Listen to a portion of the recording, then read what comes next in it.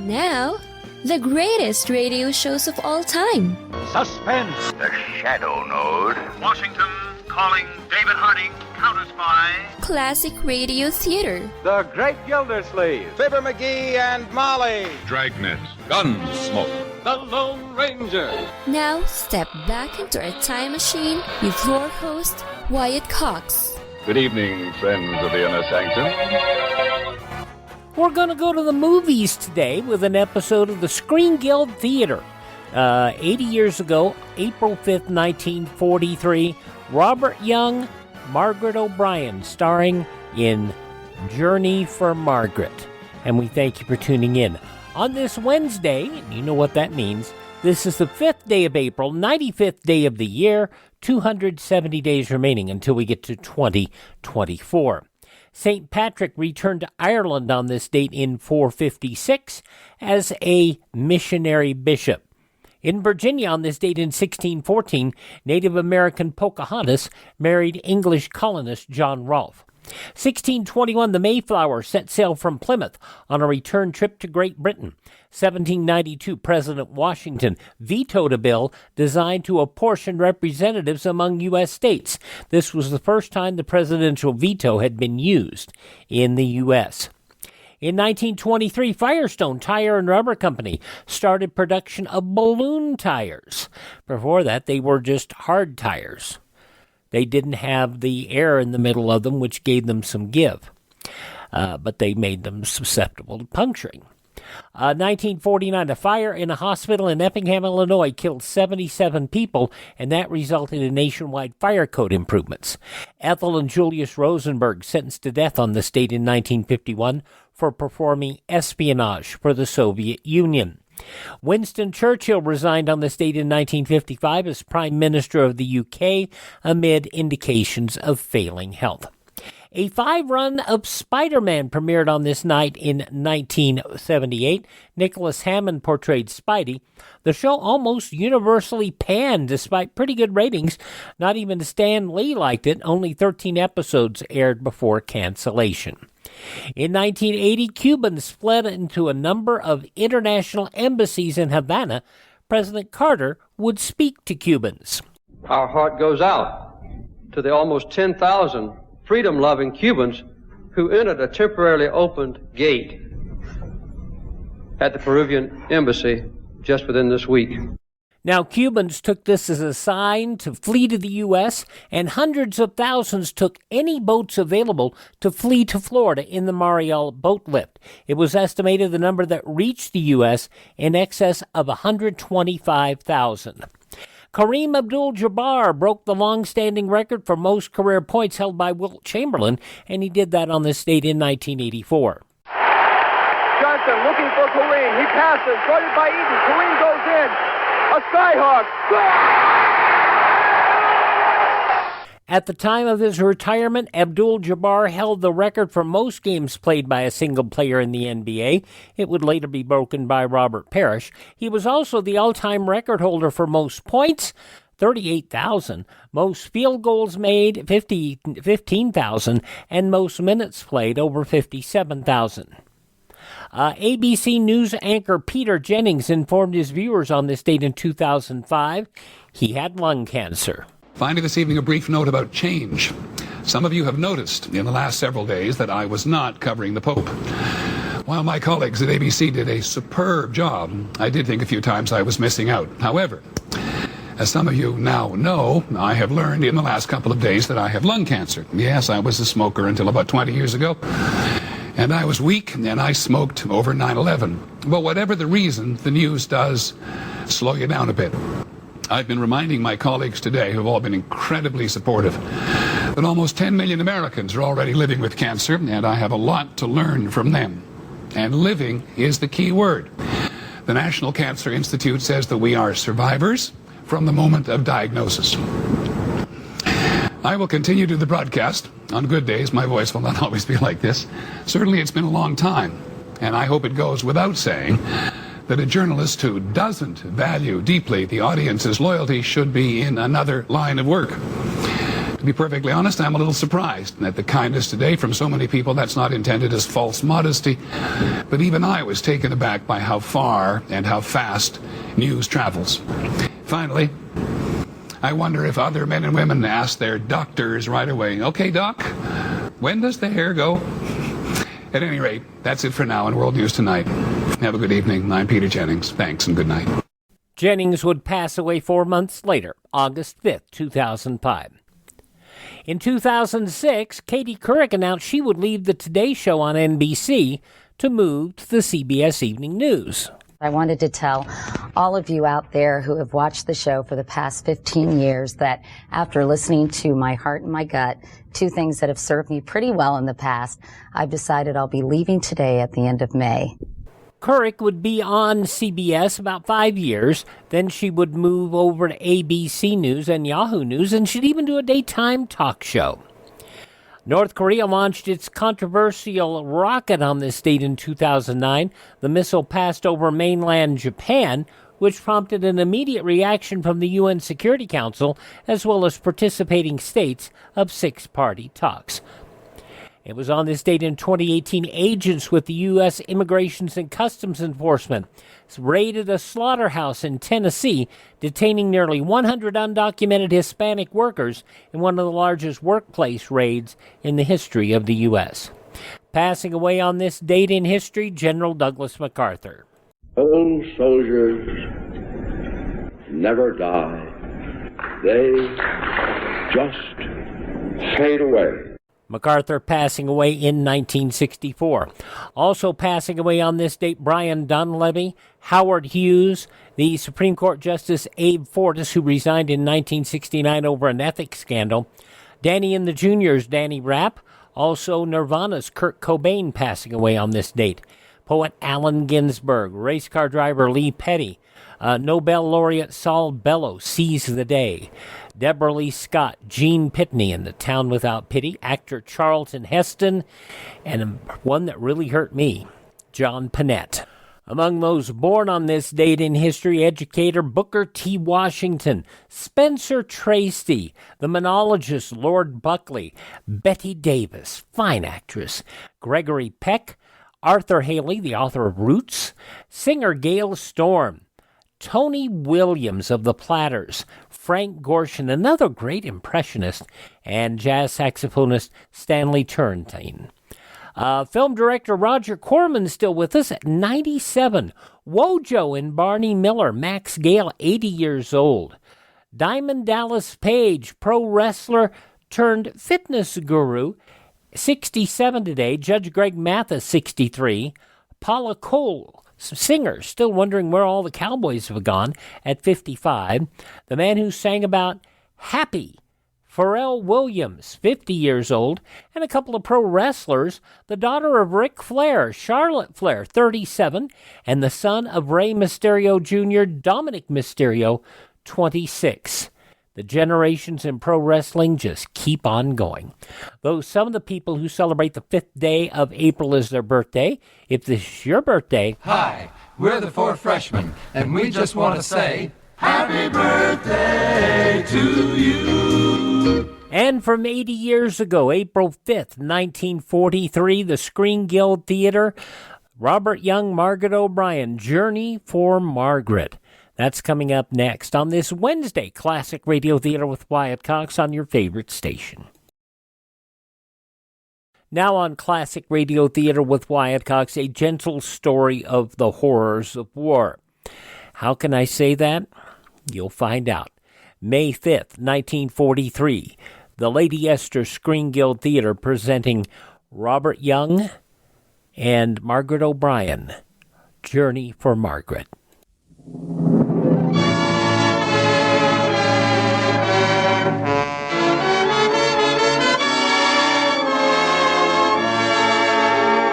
Lady Esther presents the Screen Guild Players.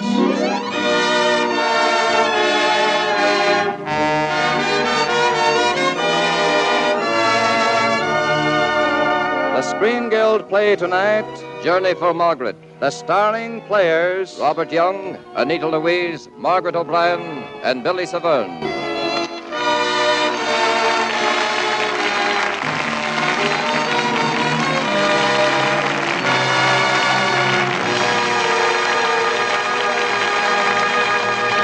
Tonight, Lady Esther presents the Screen Guild Players in Journey for Margaret, Metro-Goldwyn-Mayer's production of W.L. White's deeply moving story of England's war-orphaned children. It stars Robert Young as John Davis, Anita Louise as his wife Nora Davis, 6-year-old Margaret O'Brien as Margaret, and 4-year-old Billy Severn as Peter.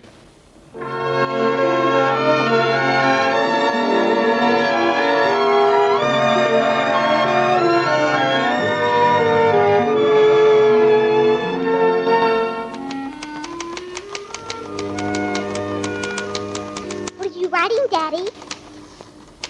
Daddy! Huh? Oh, I'm sorry, Margaret. I guess I'm still not used to your calling me Daddy.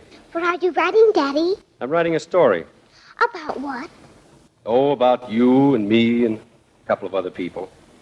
Now, suppose you run along and play so Daddy can work. All right, Daddy. You work hard. Margaret just came in and talked to me. Gentle, serious, wonderful little Margaret. She's our girl now.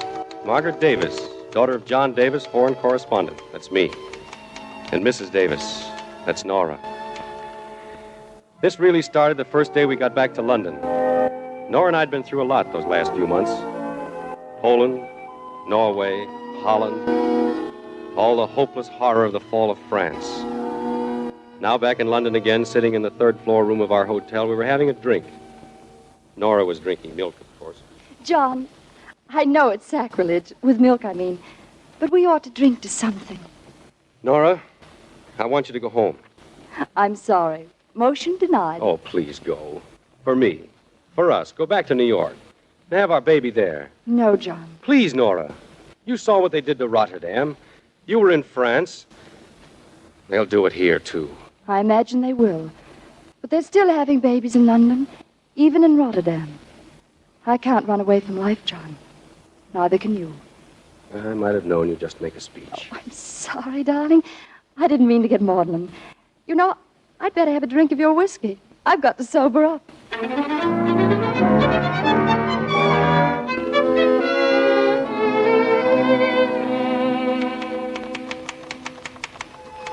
That was Nora.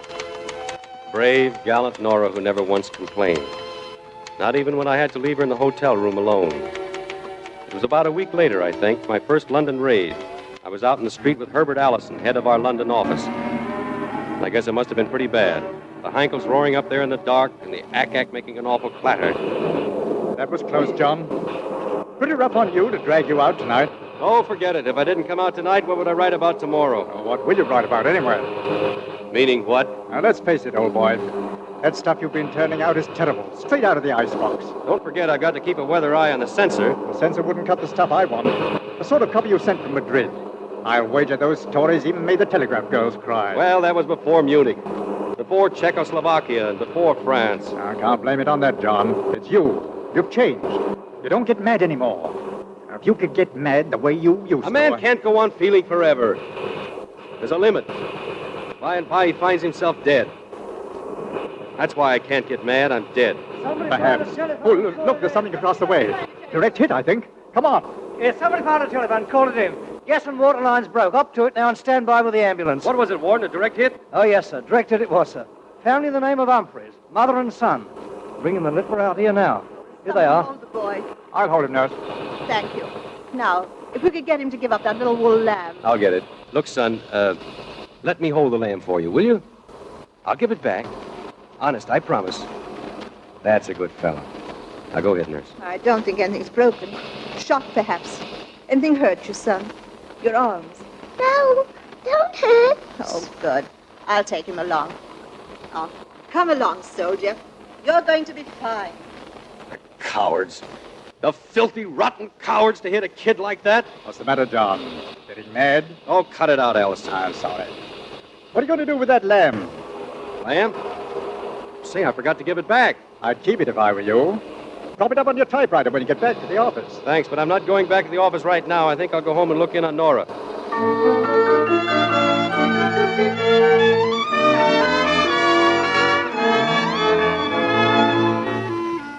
May I have my key, please? Room 319. Yes, sir. I know, sir. Room 319. What's the matter? Anything wrong? I'm afraid so, sir. Demolition bomb at a sharp angle. Hit about the 5th floor. My wife. Well, you see, sir. My wife? St. Medeline's Hospital, Bayswater Road. I think you'd better hurry, sir.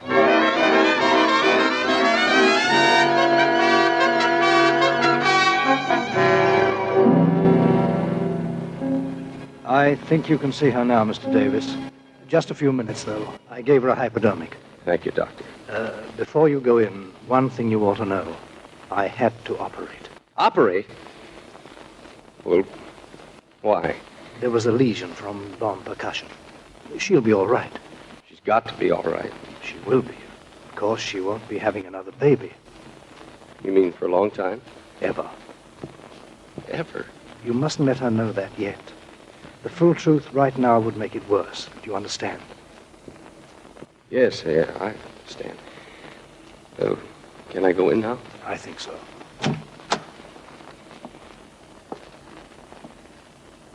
Nora. Hello, Cookie. Nora, darling. Lean down, John. I want to touch your face. Like this? Will this do? Mm-hmm. For now. They gave me something to make me sleep, they said. Only it doesn't feel like sleep. It feels like dying. Oh, dope always does that to you. It doesn't matter. They've killed my baby. All our babies. Tomorrow's babies. The day after tomorrow's. All our babies. Forever dead. Who told you such nonsense? No one told me. It's true, isn't it? Darling, please, go to sleep now. What did I want babies for? It was just a dream. Everything was a dream. That's the hypo working. You're very drunk, my darling. I don't want to be a dream. I don't want to be a dream. Nora, let go. Try to get some rest. I want to be real. Flesh and blood. I don't want to be a ghost. Nora, honey. A ghost. Beautiful ghost. I'll be a ghost. And you'll be a ghost. The whole world crawling with ghosts. Nora. She's sleeping now. You can come back tomorrow. Thank you, Doctor. And I'd suggest you leave that little wool lamb at home. It might make her think of things she'd rather forget.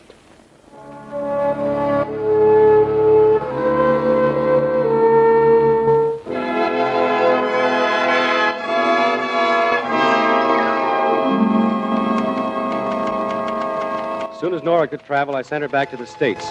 She was so quiet and so bitter, I thought the change might help. I had to stay, of course. I had my work. Maybe Allison was smarter than I knew. He asked for some articles on the Rizzick Children's Home. It was there I found an old young friend that kept a promise I'd made. Mr. Davis, you're sure it's the same boy? I was sure of it when I saw him yesterday. That's why I brought his lamb. It's a bit ragged, a little on the depressing side. That doesn't matter. It will make a link with his past. It might get him to talk. He scarcely said a word since he came to us. Here he is, Miss Strauss. Oh, thank you, Jenny. Come in, Peter. I want you to meet John Davis. Peter, have you lost your tongue? Well, that's all right, Miss Strauss. Peter, I'm glad to see you again. I brought you something that belongs to you. A nice woolly lamb. No! But I promised I'd give it back. He's an old friend of yours. Look. My lamb? The same one. Here. Lamb. You ran away, lamb. Oh, lamb. Thank heaven. He's an awful lamb. Awful. He spoils his soup and throws his spoon down the pipe and wets his knickers. He's awful. Oh, lamb. And we'll never take him away from you again, Peter. Never. Now, take him upstairs and get ready for tea. Yes, we goes. Goodbye, Peter. Oh, no, you come too. Well, some other time. I'll be seeing you. You sure? You promise? Of course I promised. All right. Come along, lamb. We goes tea. Poor little Temple. He likes you. It appears you've become something of a link yourself. Yes? I was told to ask for Miss Strauss. I'm Miss Strauss. I'm Mrs. Harris, and this is Margaret. I'm her foster mother. Her latest foster mother, that is. There were 2 others before me, but I'm afraid none of us could handle the child. I'd rather we discussed it alone. Oh, little Margaret and I have no secrets. It's just that she won't Talk or eat her FOOD. Some people are RUDE. All righty. Screen Guild Theater, Journey for Margaret from 80 years ago, April 5th, 1943, here on Classic Radio Theater with Wyatt Cox. The news from 80 years ago today follows these messages from your favorite radio station.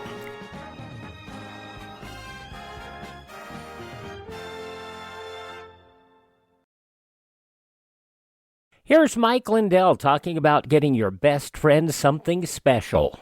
And Mike, you've done it again. You've brought us an amazing line of dog beds. This has been a long time coming. It starts with the same patented fill for your dogs now as we do my pillow.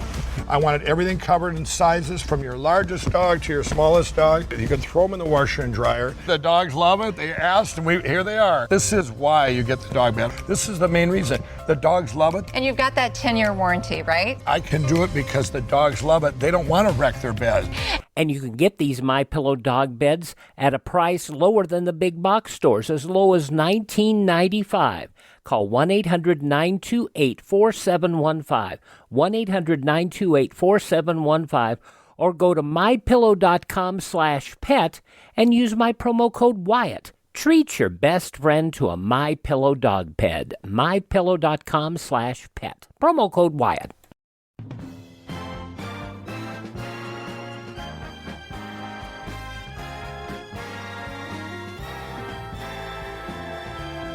Thank you for tuning in to Classic Radio Theater with Wyatt Cox here on your favorite station. We're listening to an episode of the Screen Guild Theater sponsored by Lady Esther Cosmetics, as it was originally broadcast on Monday, April 5th, 1943. In the newspapers of that Monday, 80 years ago today, these were some of the headlines. The latest from the foreign war: 2nd U.S. Army Corps gained ground in sector east of El Guitar and inflicted heavy casualties on Germany. French troops supporting the British First Army occupied Cape Sarat in northern sector. New Nazi attack in Donetsk Basin thrown back by defending Russian troops after 24 hours of furious fighting, in which 700 Germans were killed, 13 enemy tanks destroyed.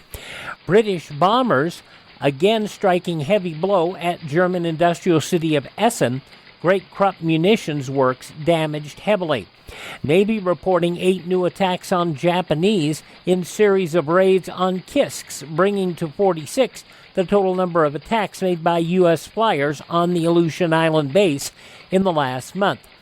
Armada of American 4-engine bombers swarm over Paris, raining destructions on Renault Motor and Armament Works. 25 enemy flyers shot down on return trip.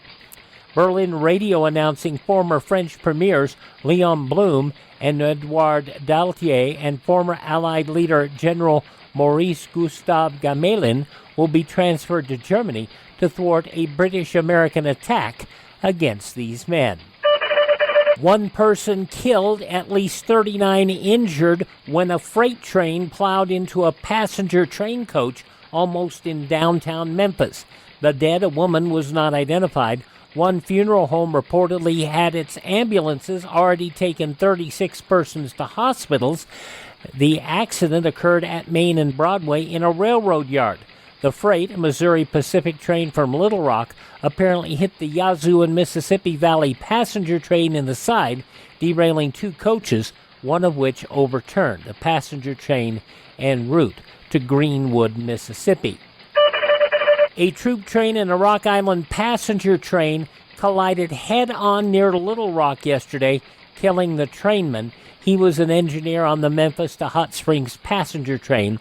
Dave R. Smith of Little Rock, the engineer of the troop train, was missing, and railroad officials feared his body was buried in the wreckage. While most Americans are dealing with food rationing, no food rationing on the last mile, at least at Sing Sing Prison. Officials there said the custom of permitting a condemned man to select all items on the menu of his last 2 meals, instituted more than 50 years ago, would continue despite rationing.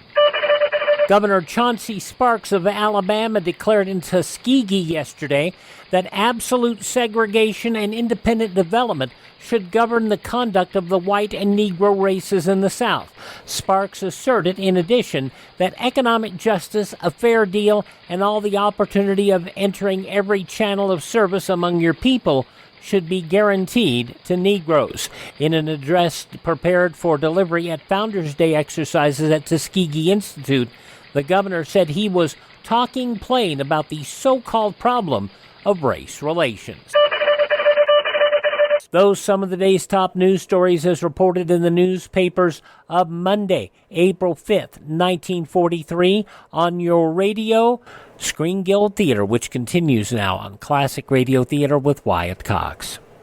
And nobody's been able to pry her loose from that incendiary B-O-M-B. I'm sure if you'll just leave her with us. She does that curious thing all day long, always rubbing her hands into her eyes like that. Yes, I see. I believe I know how to. Not that we don't think it was a privilege, you understand. My husband and I both felt it was... Good day, Mrs. Harris. Oh, well, goodbye. That woman is worse than a raid. And much more dangerous. Well, Margaret, we're glad to have you here. Just stands there and rubs her eyes. Yes. Margaret, would you like to cry? Would you like to cry, dear? You can, you know. You can cry if you want. You won't smack me? You won't smack me if I bell her? Why, of course not. Of course not. We never spank little girls. If you feel like crying, go on and cry. That's it. That's it, Margaret. Go ahead and cry.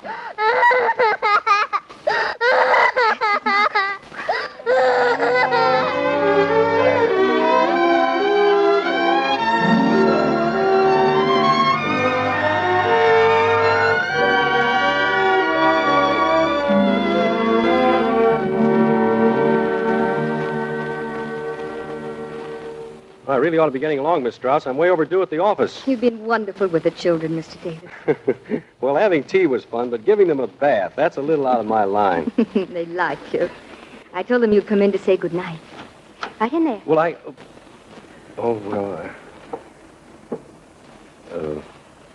children, you still up? Bye, Mr. Davis. Peter, why aren't you asleep? You're not asleep. Well, 6:30 isn't my usual bedtime. Now go to sleep. You too, Margaret. I want my imagesium bomb. Well, there it is, right by your cot. The planes are coming. A bomber. No, it isn't. It's just our guns chasing the bombers away. Sounds like a bomber to me. Oh, God, take my love away. Oh, love. He's going to sleep, Margaret. You go to sleep, too. Is it a German plane? No, it's one of ours. Is it dropping bombs now? No, it's going away. No. Yes, now. You hear? See, it's going away. Good. I don't like German planes. They won't hurt you if I can help it. You sound awfully mad. I am awful mad. But not at you. Now, go to sleep. Will you sleep here, too? Well, if you want me to. I want you to. You didn't say your prayers. I'll say them later. I want you to say them now. I want you to say your prayers now. Dear God, take care of Nora and Margaret and Peter and all the others. And me. Please keep me mad, God. Please keep me mad.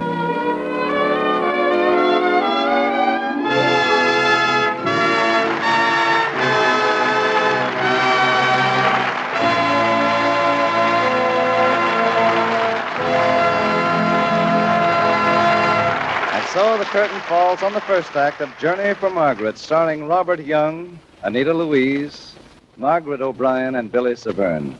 Originally broadcast at 10 p.m. Eastern Time On Monday, April 5th, 1943, the Screen Guild Theater. You're listening to Classic Radio Theater with Wyatt Cox on a Wednesday here on your favorite station. On Thursday's Classic Radio Theater with Wyatt Cox, Just the Facts, Ma'am, Jack Webb, Dragnet, 69 years ago, April 6, 1954, The Big Saw. A pair of bank robbers identified by one of the customers in the bank, and the trail leads to a car rental agency.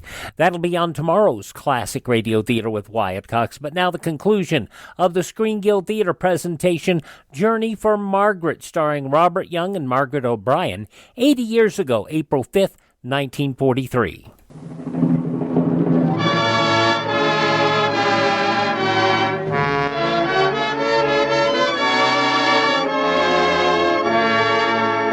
And now the curtain rises on the second act of Journey for Margaret, starring Robert Young as John Davis, Anita Louise as his wife Nora, Margaret O'Brien as Margaret, and Billy Severn as Peter.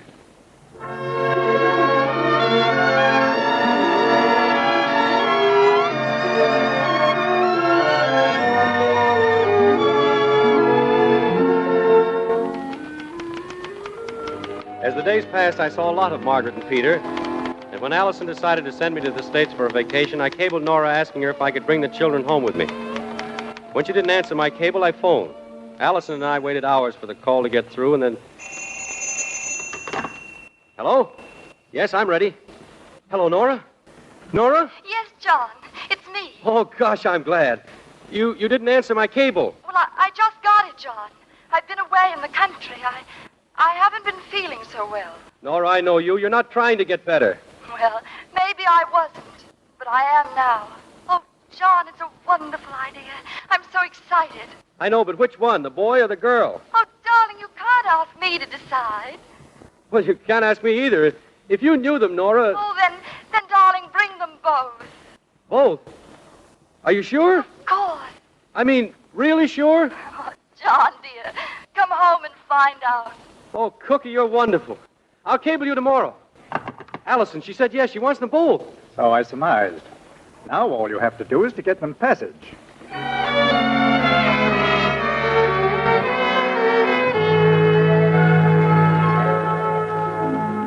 You see, if I can get them on my plane to Lisbon, we can take a boat to New York. No, I'm sorry, Mr. Davis. I'm afraid it's hopeless. Hopeless? Your plane is booked to the teeth. So is every plane for weeks. We're just two little kids. We could squeeze them in. We'd sit in the aisle, the washroom, the... Look, Miss Fleming, why can't I take them as my luggage? It's certainly irregular, but I might... You could? I think so. But then you're allowed only 40 pounds. Well, that's not enough for two kids. Maybe not enough for one. But suppose they're both under 40 pounds. I could take one and get another passenger to take the other. If you can persuade them, you're a genius. I'll give you the names. Miss Fleming, I've never seen you before. Perhaps I'll never see you again. But I love you. I'll love you all my life.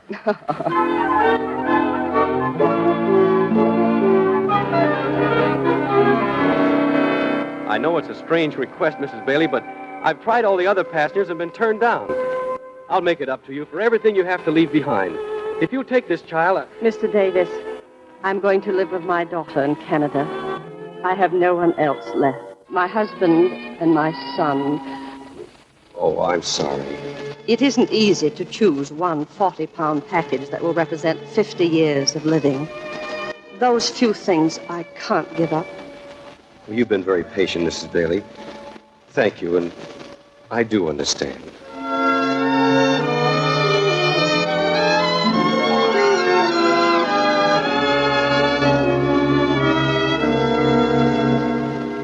If one of them was just over 40 pounds, Miss Strauss, if I just didn't have to choose. But they're both under 40 pounds, and you do have to choose. Eeny, meeny, miny, mo. This one stay, this one go. I can't. And I must make your decision for you.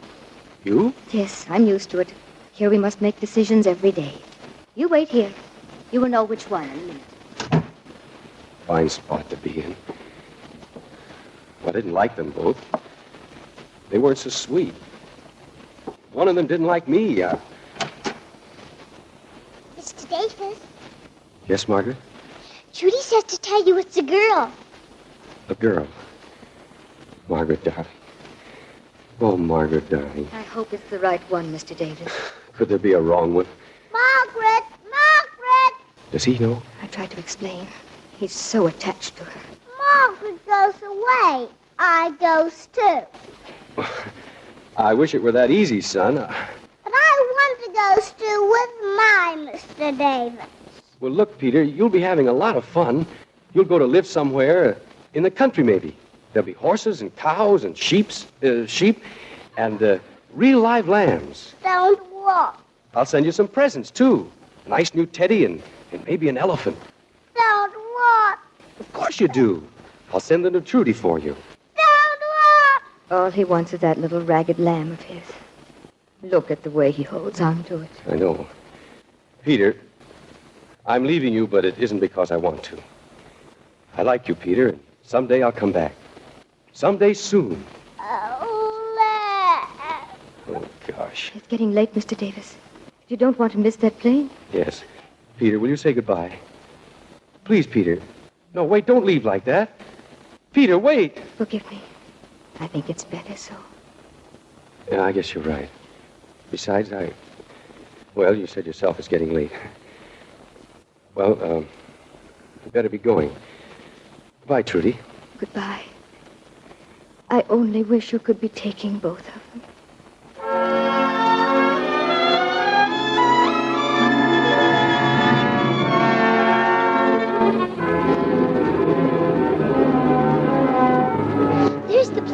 There's the plane, Daddy. What did you call me? Daddy, won't you be my daddy when we get to America? America and everywhere else. I want to go to America right now. Well, then we better get aboard, unless you've got a secret pair of wings. No, Daddy, I haven't got no wings. Margaret! Margaret! Look, Daddy, look. It's Peter. Peter? Now, I goes too with my Mr. Davis. Peter, how did you get here? Who brought you? I did, Mr. Davis. I found I could do without that 40-pound package after all. Mrs. Bailey, I don't know what to say. Well, then don't say it. Somehow after you left, I never felt more lonesome in my life. Up to the last moment, I was resolved. But then I made the mistake of calling your office, and almost instantly there was a lady at my house with a child, a Miss Strauss. Mrs. Bailey, this is a wonderful thing that you're doing. My son was in the RAF.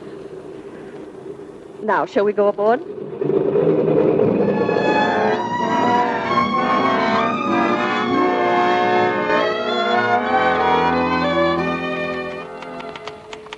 I guess this is almost the end of the story. By plane to Lisbon and by boat to New York. We're coming up the harbor now, and I ought to take the youngsters out on deck. New York at night is something they'll remember all their lives. Something I'd rather like to see again myself.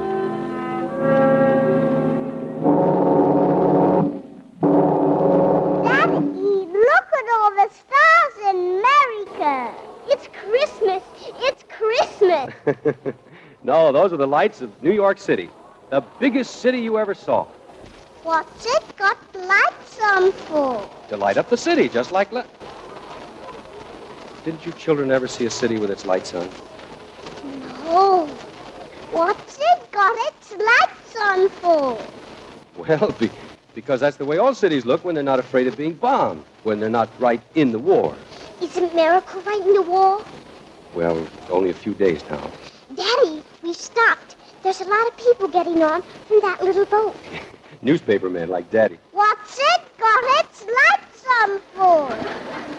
Well, Peter, you see... John H. Davis. Nora! I chiseled my way under the press board. Oh, darling. Oh, Mr. Davis. And Mr. Davis, Jr. And Margaret, oh, golly. We saw the lights. All the lights are on. No, they're not. They're going out. Out? Nora, what's that, a blackout? Yes, John. New York's blacking out. The lights are going out. Are you frightened, Margaret? No, Margaret's not frightened. But what's it putting the lights out for? They're putting them out. They're putting them out because all the lights of all the cities of the world must go out before any of them can go on again. Will they go on again? Yes, dear. Just as soon as the war is over. And when they do, not anything. Not anyone will ever put them out again. Will I see? Yes, Margaret. You'll see.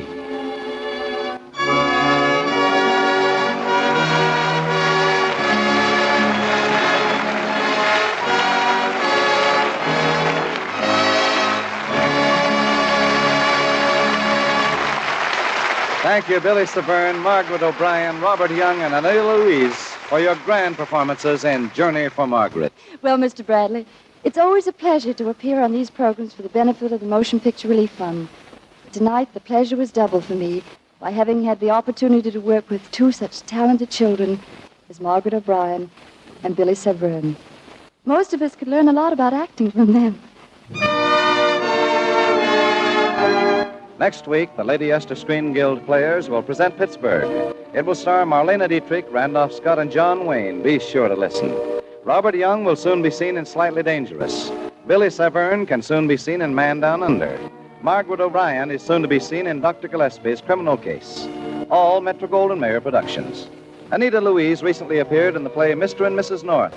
Music on tonight's program arranged and conducted by Wilbur Hatch. To save materials, buy the larger size of Lady Esther face cream. Thank you. Good night. This is the Columbia Broadcasting System.